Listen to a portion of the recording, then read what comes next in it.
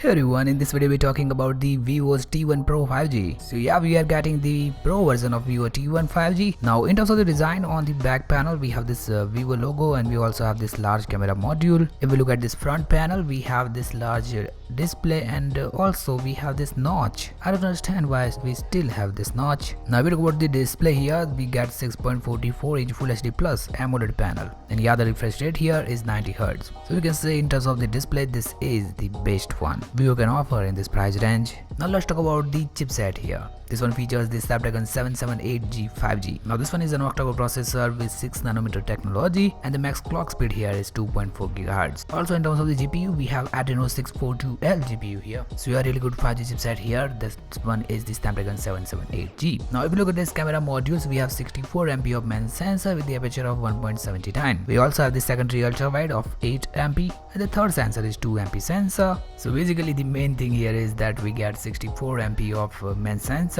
Now on the front we have 16MP selfie shooter inside this notch. Also in terms of the internals, we get 8GB and 4GB extended RAM option, and yeah, the storage is 128GB. So basically the base variant will be 8GB RAM and 128GB of storage option. Also the smartphone will run on the Android 12, where the One Touch OS 12 will be there. And the battery here is 4700 mAh battery with 66 watt of charging speed. Now the charging speed is really amazing here. Also this one is lightweight. I don't know if you can call it the lightweight, but yeah, it is 180 grams. Also on the front we get this Gorilla Glass protection, but back and frame is made from plastic. Now we talk about the release date. Upcoming 1 week or 2 weeks we will get this device in the market, and in terms of the pricing, it will be around $350, or we can say 25,000 rupees. So yeah guys, Vivo is back with this Pro variant of Vivo's T1 5G. So you get this 5G device under only 25,000 rupees. But yeah, I don't understand the notch here, but we don't think about that.